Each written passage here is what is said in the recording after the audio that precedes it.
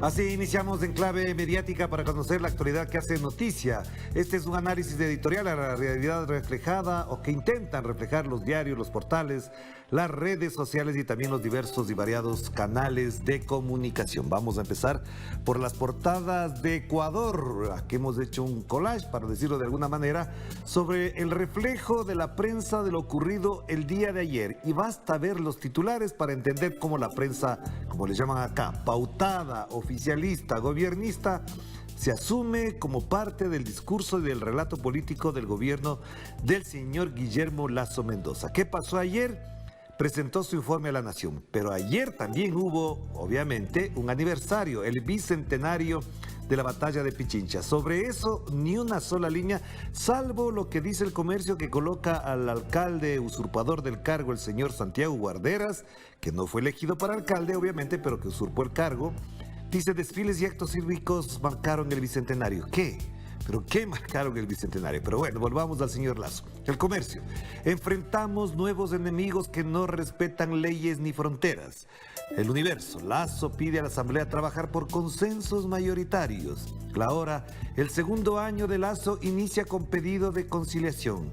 Y el Expreso, un titular que nadie entiende, dice, Lasso traslada a lo futurible, las urgencias de paz y empleo. Es decir, ni un solo señalamiento a la cantidad de verdades a medias, datos falsos, en otros casos, como señalan quienes conocen del tema, mentiras sobre las cifras, no solamente macroeconómicas, microeconómicas, sobre el traslado de recursos a algunos sectores. Dijo que como nunca antes se iba a iniciar el mejor sistema de rehabilitación carcelaria. Y uno dice, pero después de 5 masacres, ¿dónde están los indicios de una política de rehabilitación? Que se ha iniciado el mejor periodo de respeto de la defensa de los derechos humanos. ¿Dónde están los presos políticos entonces? Y todo lo que ha significado la política de represión para algunos sectores, en el caso del señor Guillermo Lasso. Es decir, como ustedes pueden apreciar, esta es una fotografía que reúne a la prensa oficialista y que no tiene un mínimo, nada de criticidad sobre lo que significó el discurso del presidente Guillermo Lasso. De hecho, hay muchos sectores y actores que señalan varias mentiras que no se pueden aceptar en un mandatario. O le escribieron mal, o él asumió que eso es una realidad en la que no viven los ecuatorianos y las ecuatorianas, o por el contrario, estamos en un momento muy difícil donde el presidente de la República dice cosas que no están reflejadas en la realidad. Datos, cifras, señalamientos, ofrecimientos que quedan muy colgados porque no se tiene efectivamente ese contraste con la realidad. Pero los medios de comunicación, los diarios como estos o las cadenas televisivas, obviamente se anclan al discurso oficial. Pero si hubiese sido otro, de otra línea política, más a la izquierda, por supuesto, tendríamos todo eso. Salvo por lo que dice el Universo, aquí, que dice, grupos sociales, ojo, grupos sociales irán a un levantamiento el próximo 13 de junio. El anuncio lo hizo el presidente de la CONAIE, Leonidas Diaz, advirtiendo protestas indefinidas en todo el país. Salvo por este dato, el contraste con lo ocurrido el día de ayer no existe en estos medios de comunicación. Y por eso, obviamente, también creo yo, esto es un asunto y una interpretación de orden personal, el presidente cree que como le titulan así, como le proponen este relato mediático, entonces vive bien, el país está muy bien, todo pasa de maravillas. Obviamente dijo que el mayor problema que él reconoce es no haber sabido comunicar adecuadamente. Siempre será para quienes ejercen mal el cargo un problema de comunicación. Y que él personalmente, lo enfatizó, ahora se pondrá al frente de la comunicación para que la gente conozca lo que hace. Porque además dijo una frase que no sé si fue un exabrupto, lo pensó bien, este gobierno trabaja en silencio. Bueno, si trabaja en silencio, también en silencio será que ocurren todas las barbaridades que han pasado en el último año, porque ahí está, cierro con esto, las encuestas. La última encuesta del CIES dice que el 74% de los ecuatorianos califica de mala la gestión del señor Guillermo Lasso Mendoza. Es decir, A un año, 74% según esta encuestadora. Sobre Click Report, en cambio, habló del 71%, y otra que este rato no me viene a la mente, hablaba del 70% de calificación negativa a la gestión del señor Guillermo Lasso Mendoza. Pero para los medios, eso no será titular en estos tiempos. Pasamos. Correo del Sur de Bolivia, a propósito también de una celebración libertaria en Bolivia. Aquí nació la libertad de América Latina hace 213 años, es decir, más allá del bicentenario de la batalla de Pichincha, que me olvidaba además, ni un solo acto del gobierno que resalte el bicentenario. Lo dejaron al olvido. En Sucre, volvamos a Bolivia, en Sucre, en la ciudad boliviana, se concentran los actos protocolares por el 25 de mayo de 1809. El presidente Luis Arce, leámoslo aquí, hace anuncios para la industrialización, salud y carreteras en Chuquisaca y otros anuncios más. También anunció la compra de un acelerador lineal y de otros equipos para el hospital de tercer nivel. También aquí la fotografía dice mucho. Y una edición de homenaje de Correo del Sur que tiene ahí a la mano unas infografías a propósito de este acto también conmemorativo del 25 de mayo de 1809 en Bolivia. Importante también destacar esto. Fíjese en la diferencia entre un mandatario que entiende la historia y que asume la historia como también un legado hacia el futuro y una interpretación hacia el presente, y otro que en cambio del tema se olvidó.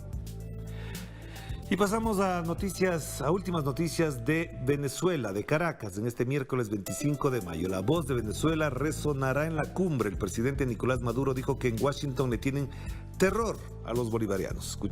Leamos lo que resume este diario en su titular. Hagan lo que hagan, nuestra voz estará presente en la cumbre de Los Ángeles. Esa cumbre de las Américas es la cumbre de protesta contra la exclusión, expresó el mandatario, y Nicolás Maduro agradeció a Andrés Manuel López Obrador por sus declaraciones en favor de Venezuela. A propósito de la cumbre, hay voces, hay incluso versiones de que plantean que el presidente Joe Biden invitaría a representantes del gobierno de Venezuela, de Cuba y Nicaragua. La pregunta es, ¿a quién considera él representantes? Y miren la fotografía impresionante a propósito de la conmemoración de la batalla de Pichincha, que en Venezuela, en Caracas particularmente, adquirió un estatus de Estado, un nivel que se merece esta celebración. En Ecuador, más allá de los actos protocolares en la cima de la libertad, no pasó nada. ¿Qué dice la nota de Últimas Noticias? Este martes, los 5 componentes de la Fuerza Armada Nacional Bolivariana conmemoraron el bicentenario de la batalla de Pichincha con un desfile militar en el Paseo de los Próceres. El ministro de Defensa, general Vladimir Padrino, en la arenga a sus camaradas de armas, dijo que la gesta independentista de hace 200 años revive en esta época con nuevas batallas y nuevas victorias también. Impresionante este acto. Obviamente ayer tuvimos un reporte especial de todos estos actos en Venezuela y también la referencia a lo que ocurría en Ecuador. Y bueno, ahí tenemos esta situación en Caracas. Y aquí vamos a ver cómo se va reportando lo que ocurrió el día de ayer, una matanza. Un tirador dejó 21 caídos en una escuela de Texas. Se dice que se mató al tirador, se lo acribilló por parte de un francotirador, y este es el resultado de la política de portar libremente las armas en Estados Unidos. 21 caídos. Veamos lo que dice la nota, porque más adelante veremos otros portales. Un tirador solitario acabó con la vida de 19 menores y 2 adultos antes de ser abatido en una escuela del condado de Uvalde, en Texas. La vicepresidenta Kamala Harris lanzó un "ya basta", pero ya basta está en las manos de ustedes. Veamos eso. Y también aquí se da cuenta de la redada en una favela, arrojó 22 muertos en Río de Janeiro. Esto lo veremos más adelante. Acá avancemos. Miren, el Boston Globe dice se asesinó a 19 menores por parte de un adolescente armado en Texas. Y ahí está la imagen de una de las madres conmovidas, por supuesto, y dolidas por este acontecimiento. Pero obviamente esto hay que tratarlo con más profundidad.